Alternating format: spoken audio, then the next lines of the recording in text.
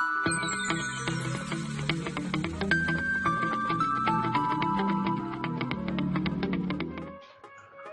everyone, this is Kruti Jaipancholi, Assistant Professor in LG Institute of Engineering and Technology in Department of Electronics and Communication.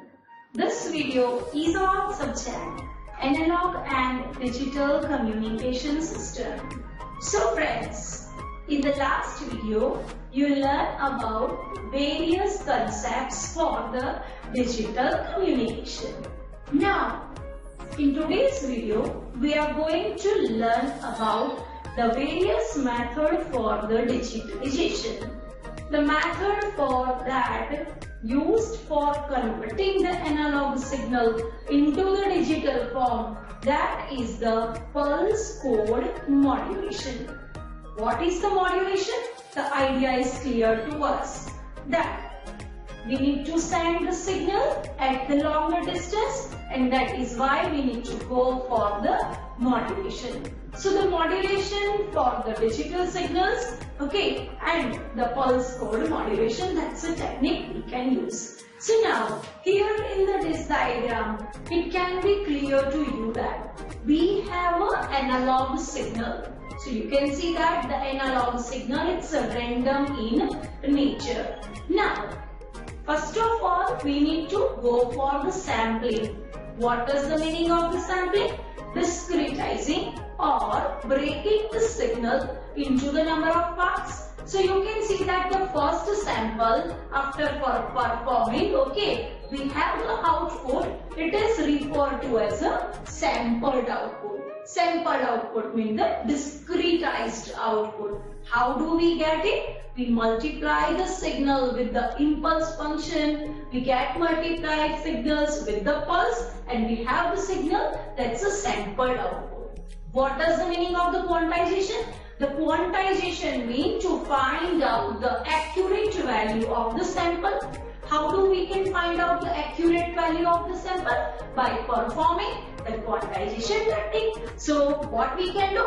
The quantizations are the two types: uniform quantization, non-uniform quantization. Meaning of the uniform quantization, that is, we have this levels, okay, you have divided the signals into the number of levels, and this level, that step size, that if it is same for all, it is referred to as a uniform quantization. And if the step size that's not uniform, okay, it is referred to as a non-uniform quantization. Okay, so now finding out, dividing the signals into the sampled output into the number of level. Okay, now as we have seen the equation that the 2 raised to 4 is equal to 16. So 16 levels are there, and representing the particular level by the 4 bit. Okay, so similar way we are encoding the particular output, and we have the output, that is what? It's a digital signal. Okay, so you can see that the analog input, okay, it is again we have the continuous signal in time and the magnitude, okay. Then we have the output, it's a sampled output, discretized output, finding out the discrete value, okay, that is referred to as that is the quantization, okay, and assigning the binary value to the particular numbers, okay, respective to the amplitude levels, okay. So now what is that? That's our digital signal. So this is the journey, okay, that we have done, okay. So it is about converting the signals into the digital form and assigning the particular digital values to each and every amplitude. So this PCM technique, okay, it is used to digitally represent the sampled analog signal. As we know that the audio in the computers, the CDs, the digital telephony and other digital audio applications are there, okay, in that the standard form of representing all the signals, that is by using the PCM. So the amplitude of the analog signal, that is sampled at the uniform intervals, and each sample is quantized to its need. nearby values, okay, within the predetermined range of the digital levels. Okay, so now here for the example, you can see that we have suppose 4-bit coding. Okay, so if it is a 4-bit coding, what we should do, that we have, this is the sampled output. You need to divide that all sampled output into the number of levels, and you can see that for the 16 discrete level, okay, you can represent each particular level by using the 4-bit. Okay, so according to the particular signal, you need to go for the 4-bit coding, 5-bit coding, 3-bit coding. Okay, so likewise you may go and you can choose it. Okay, so this way we have the output. Now the quantization, what is that? It's a process of changing the continuous amplitude signals into the various discrete amplitude. So now here you can see that I am having the signal, with signal having the maximum amplitude is MP, and the another amplitude, that is the minus MP. So this signal that is in the range of the minus MP to MP. Suppose the L is equal to 16 bit. This is just the example. Okay, L is equal to 16 levels. So this is the 4-bit that can be represented. Okay, so this represents the maximum value, and it is the y-axis that represents the allowed quantization levels. Okay, so now you can see that this is what? It is nothing but my all samples, and what should I do? I need to find out all the all the values for this particular samples. Okay, so 4-bit binary pulse code example if we will take. Okay, so to communicate the sample values, we send a sequence of bits that represents the quantized value, and for the 16 quantization levels, 4 bits are required, and PCM can use a binary representation of value, the PSTN, that is the public switching the telephone network, okay, that uses the PCM, okay, for the transmission. So now here you can see the table that is for the 4-bit binary pulse code. So now as I have shown you that the particular sample, okay, so the pulse code waveform for all these, okay, according to the particular level. So now if it touches to the level number 0, then it represents it by the digit 0, and the value for in the binary, it is the 0, 0, 0, 0. And the waveform for this pulse code waveform, it is this. Okay, so similarly we have the 4-bit code, so we have all the binary values that will start from the 0, 0, 0, 0 up to 1, 1, 1, 1, and you can check out the pulse code waveform. Okay, so similar way, while we are going for the 5-bit, 6-bit, according to that the code can be changed, okay, and we have the output for that. Now the second step,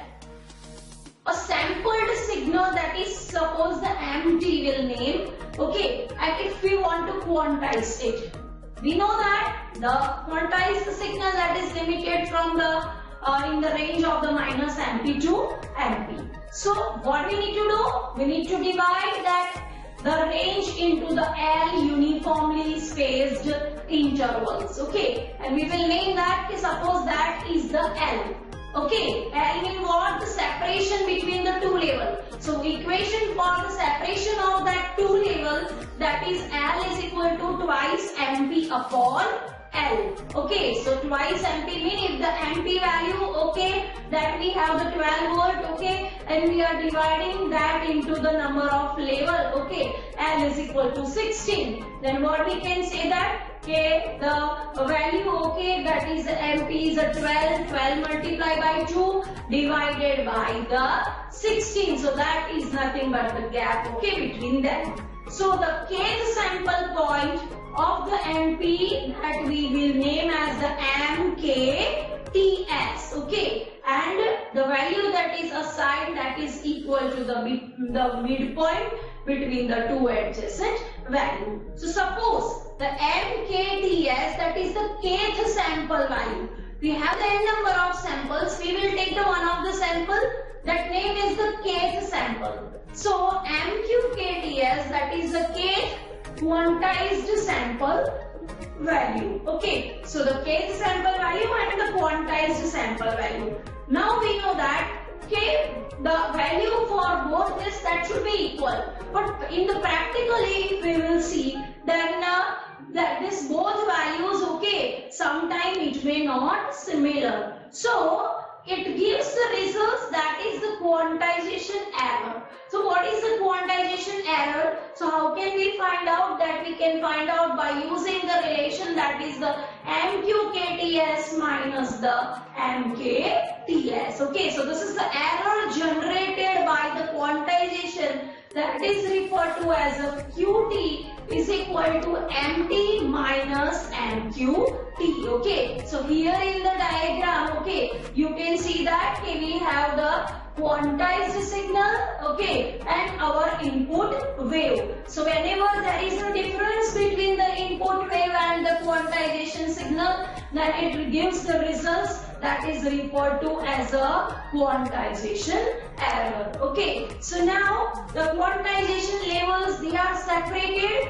by the delta is equal to the 2mp upon L. Okay, so the maximum error for any sample point quantized value, it is the 1/2 into delta. Okay, so time average mean square quantization error we can find out by writing the Q square is equal to mp square upon 3L square, and it is referred to as a delta square upon 12.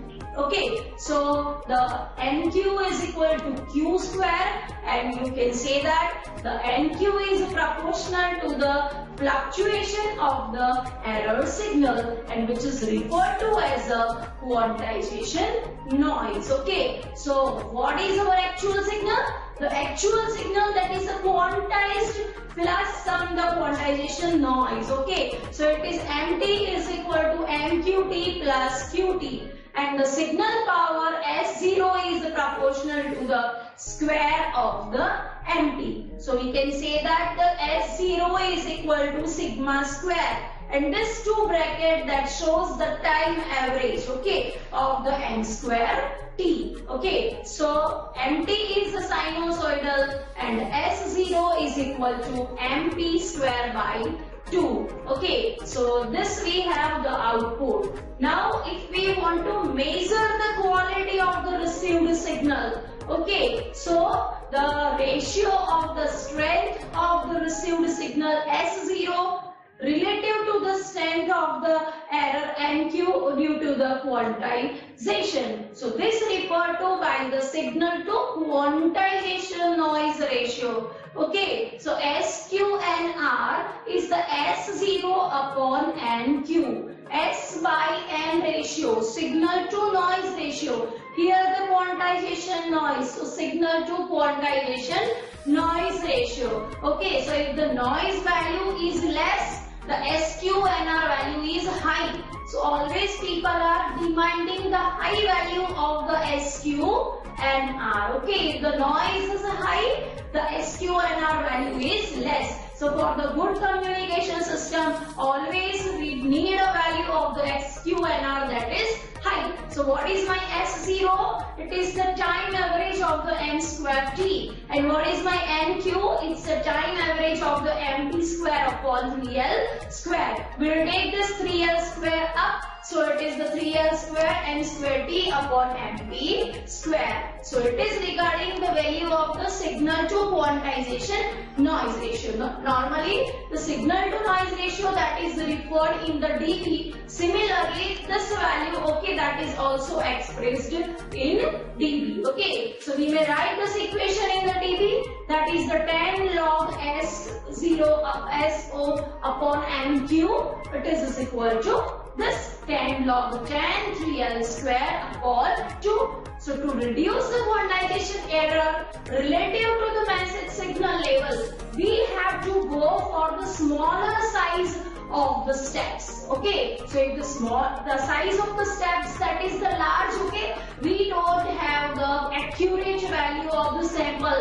As you know how to find out the value from the graph. Okay, so if the small squares are there, okay, we can easily find out the accurate value. So if the step size, the quantization level is small, always we have the precise or the accurate value of the samples. Okay, so the dilemma of the strong signals versus the weak signals. Okay, so here you can see that, okay, here with the non-linear encoding, non-linear mean here you can see the step size that's not the same for the whole signal. Here in that diagram you can see that the step size is equal. So sometimes what happened that due to this non-linear coding we have the accurate value for the samples. Okay, and we can say that, okay, what happened, okay, while the strong signals or the weak signals, okay, is there. Okay, so it is about the PCM. Okay, so thank you very much everyone.